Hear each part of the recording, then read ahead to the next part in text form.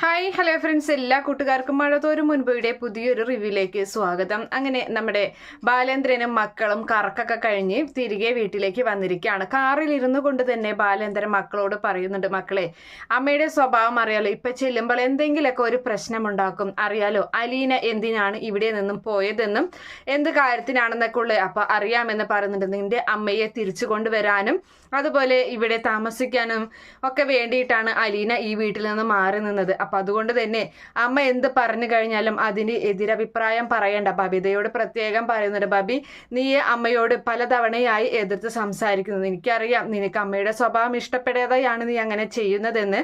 പക്ഷേ എന്നിരുന്നാലും കുറെയൊക്കെ കണ്ടില്ല കേട്ടില്ല എന്ന് നടിക്കണം.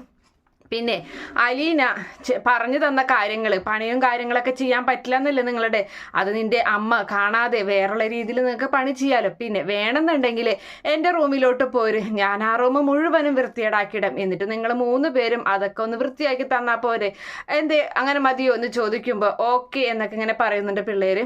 അങ്ങനെ അവര് ഉപദേശമൊക്കെ കേട്ട് അവരങ്ങനെ ഇറങ്ങുകയാണ്. അപ്പോൾ വൈദ്യ അവിടെ നിൽക്കുന്നുണ്ട്. അപ്പോൾ വൈദ്യ ചോദിക്കാണ്, എന്താടാ ബിരിയാണിയൊക്കെ തിന്ന് കഴിഞ്ഞോടാ എന്ന് ചോദിക്കുകയാണ് രോഹിത്തിനോട്. അപ്പോൾ രോഹിത് പറയുന്നുണ്ട്, ബിരിയാണി അല്ല അമ്മ ഞാൻ തിന്നത്, കുഴിമന്തിയാന്ന് പറയുന്നുണ്ട്. അപ്പം നീയും കുഴിമന്തിയാണ് കഴിച്ചത് എന്ന് ബബിതയോട് ചോദിക്കുമ്പോൾ ബബിത എടുത്ത വഴിക്ക് തട്ടുത്തരമാണ് പറയുന്നത്. എന്താടി നീ എന്നെ കളിയാക്കാണോ എന്ന് ചോദിക്കുകയാണ്. അപ്പോൾ അമ്മയ്ക്കിപ്പോൾ എന്താ വേണ്ടത് എന്ന് ചോദിക്കുന്നുണ്ട്.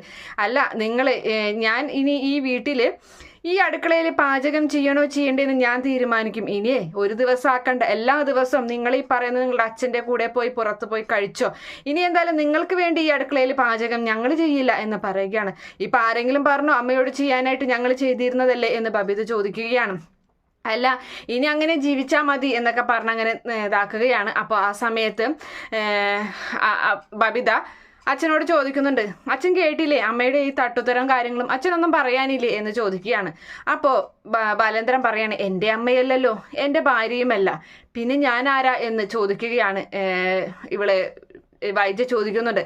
അപ്പൊ ആ സമയത്ത് ബാലേന്ദ്രൻ പറയാണ്, നീ ആരാണെന്ന് എനിക്കറിയില്ല, കാരണം എൻ്റെ മനസ്സിൽ നിന്ന് എൻ്റെ ഭാര്യ ഇറങ്ങിപ്പോയതാണ്, എൻ്റെ മനസ്സിലോട്ട് തിരികെ എൻ്റെ ഭാര്യ കയറിയിട്ടുമില്ല. പിന്നെ ഇവിടെ വന്നു കൂടിയത് അത് ഞാനില്ലാത്ത തക്കം നോക്കി അലഞ്ഞു തിരിഞ്ഞ് നടന്നിരുന്ന ഒരു പ്രേതം, അത് തിരിച്ചു കയറിയതാണെന്നേ ഞാൻ വിചാരിച്ചിട്ടുള്ളൂ എന്നും പറഞ്ഞ് ബാലേന്ദ്രൻ ചുട്ട മറുപടി കൊടുത്ത് അവിടെ നിന്നും പോവുകയാണ്. വൈദ്യയുടെ കണ്ണുകൾ നിറഞ്ഞു പോവുകയാണ്. മക്കളുടെ മുന്നിൽ വെച്ച് ബാലേന്ദ്രൻ അങ്ങനെ പറഞ്ഞു കേട്ടിട്ട് എന്തായാലും മറ്റുള്ളവരും അവിടെ നിന്ന് പോവുകയാണ്. അതിനുശേഷമാണെങ്കിൽ നമ്മുടെ ഇവനെ കാണിക്കുകയാണ്. സ്റ്റാൻലിയും അപ്പച്ചനും കൂടിയിട്ട് മദ്യപിക്കുകയാണ്. അപ്പം അപ്പച്ചനാകെ ഒരു പെഗ് കഴിച്ചിട്ടുള്ളൂ. പിന്നെ സ്റ്റാൻലി ചിക്കനൊക്കെ ഒരു ഭാഗത്ത് ഇങ്ങനെ ചുട്ടുകൊണ്ടിരിക്കുകയാണ്. എന്നിട്ട് ഇങ്ങനെ കുടിക്കുന്നുണ്ട്. അപ്പോൾ അപ്പച്ചൻ പറയുന്നുണ്ട്, മതി സ്റ്റാൻലി, മതിയടാ, നീ നിർത്തി ലാലിച്ച കുറേ നേരമായാലോ നീ കുടിക്കുന്നു എന്ന് ചോദിക്കുകയാണ്. അപ്പൻ എന്താ കുടിക്കാത്തത്, അപ്പൻ എന്താ ഒഴിക്കട്ടെ എന്ന് ചോദിക്കുമ്പോൾ വേണ്ട, എനിക്ക് വേണ്ട എന്ന് പറയുന്നുണ്ട്. അപ്പം കുടിക്കാത്തതിന് കാരണം എന്താണെന്ന് ഞാൻ പറയട്ടെ. ഇവിടുത്തെ ചിന്നമ്മയെ പേടിയല്ലേ എന്ന് പറയുന്നുണ്ട്. എനിക്ക് എന്തിനാ പേടി, ഒറിജിനൽ ചിന്നമ്മയെ ഞാൻ പേടിച്ചിട്ടില്ല, പിന്നെയല്ലേ ഇവിടുത്തെ ഡ്യൂപ്ലിക്കേറ്റ് ചിന്നമ്മയെ, പിന്നെന്തുകൊണ്ടാ കുടിക്കാത്തത്? അപ്പച്ചൻ ഇവിടെ നിന്നും പോകാതെ ഈ വീട്ടിൽ തന്നെ 3-4 ദിവസമായാലും തങ്ങുന്നത് അതെന്തുകൊണ്ടാണ് എന്ന് ചോദിക്കുന്നുണ്ട്. എൻ്റെ മകൾ ഇഷ്ടമായതുകൊണ്ടല്ലേ. അപ്പൊ അതെ, എൻ്റെ മകള് സുന്ദരിയല്ലേ അപ്പച്ച, അതെ, എൻ്റെ മകള് നല്ല സ്വഭാവമുള്ള കുട്ടിയല്ലേ എന്നൊക്കെ ചോദിക്കുന്നുണ്ട്. അപ്പം അതെ നീ അതൊക്കെ വീട്, നീ നല്ലത് തന്നെയാണ് അവള് എന്ന് പറയുന്നുണ്ട്. അല്ല, എൻ്റെ മകൾ പാവം, അവള് എത്ര നാള് 10-23 വർഷം ഞാനിങ്ങനെ ഒരു വീട്ടിൽ, കൊട്ടാരം പോലെ ഒരു വീട്ടിൽ സുഖമായി ജീവിക്കുമ്പോൾ എൻ്റെ മകള് അനാഥാലയത്തിൽ കഷ്ടപ്പെട്ട് ജീവിക്കലായിരുന്നു അപ്പച്ച, എനിക്ക് സഹിക്കാൻ പറ്റുന്നില്ല. എന്തായാലും എൻ്റെ മകള്, അവളുടെ പേര് ഞാൻ മാറ്റി, അലീന എന്നല്ല അവളുടെ പേര്, പ്രിൻസസ് എന്നാണ് അവളുടെ പേര്. കുളത്തൂപ്പുരയ്ക്കൽ പ്രിൻസസ് എന്നൊക്കെ പറഞ്ഞങ്ങനെ വളരെ ഫോമിലാവുകയാണ് നമ്മുടെ ഈ ലാലിച്ചൻ. നല്ല രീതിയിൽ കള്ളു കുടിച്ച് കാലിൽ നിൽക്കാൻ പോലും പറ്റാത്തൊരവസ്ഥയാവുകയാണ്. അപ്പോൾ എടാ, നീ ഇങ്ങനെ കള്ളു കുടിക്കല്ലേ, അവൾക്ക് അത് ഇഷ്ടപ്പെടില്ല എന്ന് പറയുമ്പോൾ ഞാൻ എന്തിനാ അവളുടെ ഇഷ്ടം പ്രീതി എന്തിനാ പിടിച്ചു പറ്റുന്നതെന്ന് ചോദിക്കുകയാണ്. എടാ, നമുക്ക് അവരുടെ മുന്നിൽ ഒരു ബഹുമാനവും കാര്യങ്ങളും വരണമെങ്കിൽ അവര് നമ്മളുടെ പ്രവൃത്തിയിലും അത് അവർക്ക് തോന്നണം, എന്നാൽ മാത്രമേ നമുക്ക് അവരുടെ മുന്നിൽ ഒരു വിലയുണ്ടാകുള്ളൂ എന്നിങ്ങനെ പറയുന്നുണ്ട്. ശരി, എന്നാ ശരി, ഞാൻ നിർത്തി ഇതോടുകൂടി എന്ന് പറഞ്ഞിട്ട് നമ്മുടെ ലാലിച്ചൻ പയ്യെ ബഹളമൊക്കെ വെച്ച് റൂമിലോട്ട് പോവുകയാണ്. എന്നിട്ട് അങ്ങനെ റൂമിൽ ചെന്ന് വാതിലടക്കുകയും ചെയ്യുന്നുണ്ട്. അതിന് ശേഷം നമ്മുടെ കുട്ടിച്ചനാണെങ്കിൽ അലീനയുടെ റൂമിൻ്റെ മുന്നിൽ വന്ന് ഡോറ് മുട്ടുന്നുണ്ട്. മോളെ അലീനെ എന്ന് വിളിക്കുകയാണ്. അലീനെ വാതിൽ തുറക്കുന്നില്ല. അങ്ങനെ വാതിൽ കുറ്റിയിട്ടിട്ടുണ്ടായിരുന്നില്ല. കുട്ടിച്ചൻ വാതിൽ തുറന്നകത്തേക്ക് കടക്കുകയാണ്. ആ മോള് ഉറങ്ങിയില്ലേ എന്ന് ചോദിക്കുന്നുണ്ട്.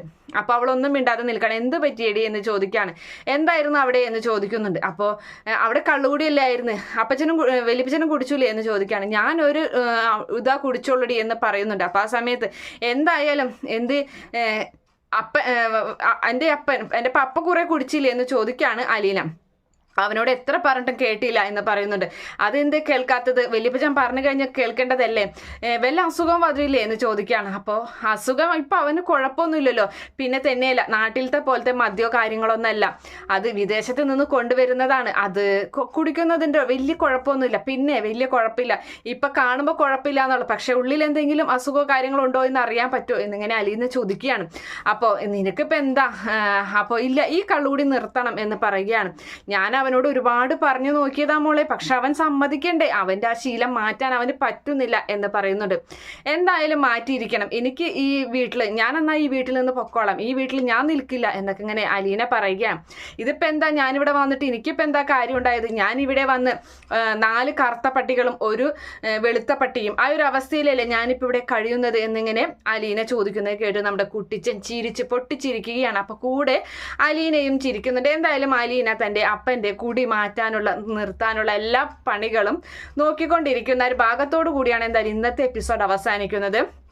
നാളത്തെ എപ്പിസോഡിൽ നമ്മുടെ ബബിതയും അതുപോലെ തന്നെ വൈജയന്തിയും കൂടി നല്ല ബഹളം ഉണ്ടാകുന്നുണ്ട്. അങ്ങനെ വൈജ വീണ്ടും ബബിതയെ ഭരിക്കാനൊക്കെ നോക്കുമ്പോൾ ബബിത പറയാണ്, എൻ്റെ കാര്യം തീരുമാനിക്കാൻ എനിക്കറിയാം, അമ്മയ്ക്ക് എന്താ, അമ്മ എപ്പോഴും എന്തിനാ ഈ തല്ല് പിടിക്കാൻ വേണ്ടി വരുന്നത് എന്ന് ചോദിക്കുകയാണ്. അതുപോലെ തന്നെ ഈ 3 മക്കളും, അതായത് ബബിതയും രോഹിത്തൊക്കെ ആയിട്ടുള്ള ആ ബന്ധമുണ്ടല്ലോ, ആ ഒരു സൗഹൃദ ബന്ധം മുറിക്കാനൊക്കെയാണ് വൈജ നോക്കുന്നത്. ഒരു ആങ്ങളെയാണെങ്കിൽ പോലും നീ അവനോട് കുറച്ച് ഗ്യാപ്പിട്ടിട്ടൊക്കെ വേണം പെരുമാറാനായിട്ട്, അവനൊരു ആൺകുട്ടിയല്ലേ എന്നൊക്കെ ഇങ്ങനെ ചോദിച്ചിട്ട് അങ്ങനെ അവർക്കിടയിൽ വിള്ളലുണ്ടാക്കാൻ നോക്കുമ്പോൾ ബബിതയ്ക്ക് അത് അങ്ങോട്ട് തീരെ ഇഷ്ടപ്പെടുന്നില്ല. ബബിത ചോദിക്കുന്നുണ്ട്, അമ്മയുടെ ആങ്ങളമാരുമായിട്ട് അമ്മ അങ്ങനെയാണോ ചെയ്തിരുന്നത്? അങ്ങനെ ചെയ്താൽ മതി, അല്ലാതെ ഇവിടെ വിള്ളലുണ്ടാക്കാൻ നോക്കണ്ട, ഞങ്ങളുടെ ബന്ധത്തിൽ അമ്മ ഒരു വിള്ളലുണ്ടാക്കണ്ട എന്നൊക്കെ പറഞ്ഞ് വളരെ മോശമായിട്ടാണ് ബബിത സംസാരിക്കുന്നത്.